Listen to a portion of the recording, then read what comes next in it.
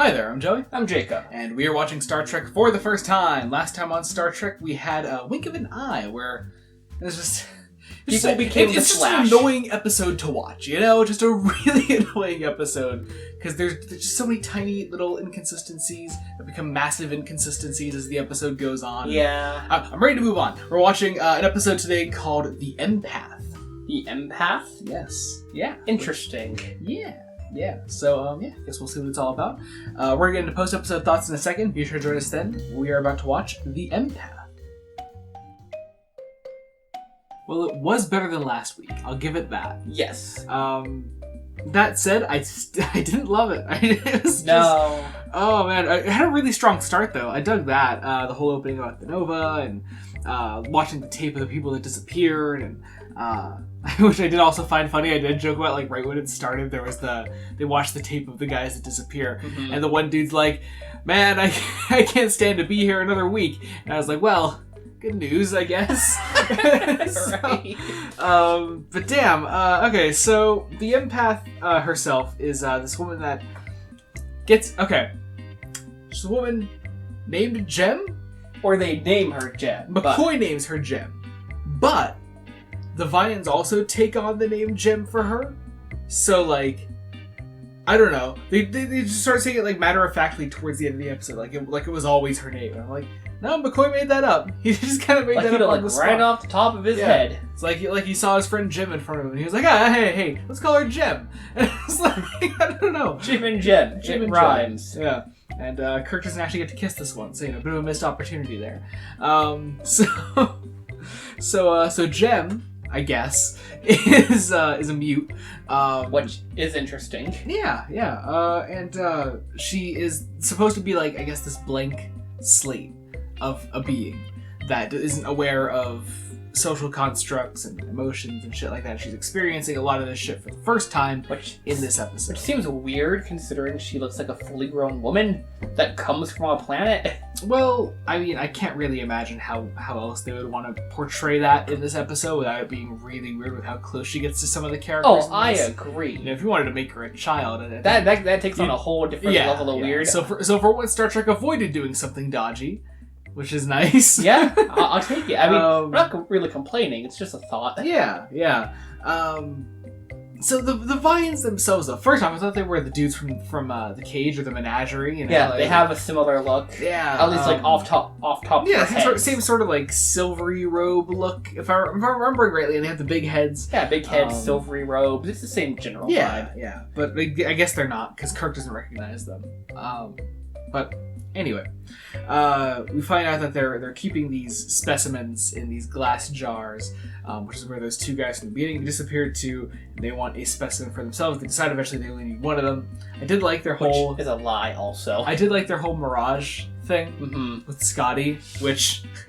It's a Mirage of Scotty, but man is still acting like the luckiest idiot ever in that Mirage. Right? He's standing there at the rescue ship with his two red shirts at his sides, and he has, like, the biggest dumbass grin on his face, and he's waving to them. I'm like, that's like, you know, like, if I didn't think that was a trap, if we weren't only like 20-25 minutes into the episode at that point, I would fully believe that was Scotty. Right. If that was at, like, the 50-minute mark, I would have bought it. Yep. No questions asked. No, you could portray it the exact same way, and I'd believe it was really him.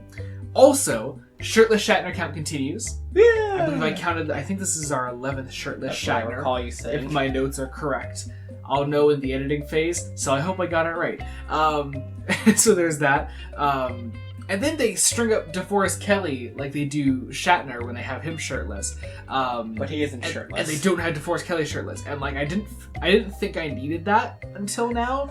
But now that I know I can't have it, I'm pretty pissed off. So Probably was like, no, I'm not doing it. Which, reasonable thing to say. Yeah. DeForest Kelly. William Shatner, what's your excuse? Moving on. You pointed out there was this really funny bit where it was like when they first come in contact with the Vians, and and it's Spock, McCoy, and Kirk all standing there, and Kirk does this immediate thing. There's not even like a signal between Kirk and Spock. Kirk just starts walking around and like talking this big speech that he's about to launch into, and Spock just gets the guy immediately. Yeah, it's so fucking funny. And it's like they do that kind of shtick so often that I said it's the best 1-2 of the whole show. Yeah, it totally works. And afterwards, they escape onto the surface, which, keep in mind, when they disappear at the start of the episode, they apparently go like however many thousand feet below the surface of the planet when they are transported. Which, by the way, I also want to mention, the title card of this episode was so effective, it was just a blank screen, which I thought was beautiful. It was truly a smart... It was probably the smartest idea the whole show had. It hit really hard, and I was probably the best thing about the episode, really. But they escape onto the surface very easily, considering they were like thousands of feet below it, apparently. It was just like a cave entrance. Yeah. Which was the real surface. It wasn't a fake surface. And so, the empath can heal people by absorbing this an ailment into herself and then just it be going away. Right, she then heals herself. Yeah. Would do that like to the credit of those scenes. Whenever there is like an injury that she needs to heal or something, they make it look really fucking brutal because they want to show that injury is transporting directly onto her, like with Kirk's wrist after he's strung up, or a cut he has earlier in the episode. Yeah, when she heals dead McCoy at the end, like it looks like really fucked up actually, and I think it really services the episode to show just how harsh those injuries are. I really dig that.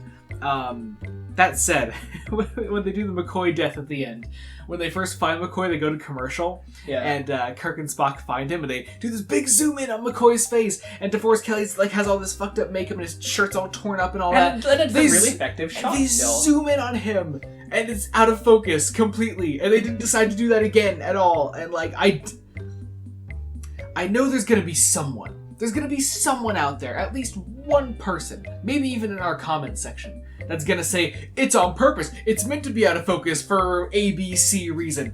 Fuck off. No. Even if it was on purpose, it's a bad decision, because the point of that shot is to show that McCoy is on the verge of death. If I can't see his injuries, if I can't see that he's on the verge of death, it's poorly shot. It's poorly made. It's fucking ass. I'm tired of making excuses for this show. I love it. I love this show. I really do, but I'm sick of making excuses for this show. We're at the point where you've seen enough of it to know the kind of quality it can have. Yeah, exactly. Like when they do something effective, like let's say the black shot at the start of when they go past the opening teaser. Yeah. That's on purpose. That's really effective. A shot like that is just a fucked up shot. It's not well done. Or again, just from this episode, after the title card, and it's just the single spotlight on our three main characters laying on the ground. Again, super effective. And we've commented on really effective shots and brilliantly made television before in this show. That is not that. No. So this was either a poor creative decision, or they had one take to get this right because DeForest Kelly wanted to be one and done. Yeah, and they screwed it up. They fucked it up. Yeah, they couldn't keep the shot in focus. Anyway, McCoy dies, and it has my favorite line in the episode that I even quoted in my notes here. As he dies, his last line to Spock is, "You have a good bedside manner," which I think is fucking beautiful. And if the show wasn't so episodic, I think that would be a beautiful end for his character. God, it would be. It really would. I think his last words being a compliment to Spock, mwah, fucking beautiful. Anyway, this episode kind of sucked. Also, my god, that light shield around Kirk and Spock that they stayed on for so long. I couldn't see their fucking faces by the end. Just... Especially with the way the shot was set up. I don't know if it's an old or new effect. However... Oh, definitely an old effect. That was not updated. However that shot's done, the way it's blocking their faces. Yeah, like you sort of can't see. I could mostly see their arms and mostly their torsos. We could see the lower half of their tops, if you will. Yeah. They somehow cut off their faces perfectly. Yeah. Man. Anyway, all right. I guess that's it. Jesus Christ. All right. That was the Empath. We're halfway through the season now, though. We have 12 episodes left of the original series. Wow, that sounds weird to say. I really hope they're not like the rest of the Look, season. I just accepted that season 3 is bad, and I'm kind of looking forward to railing against the rest of it. If we're already here, God help us. Yeah. So I guess that about does it. Thank you all so much for watching. Until next time, this has been Joey Morgan. Jacob. Goodbye.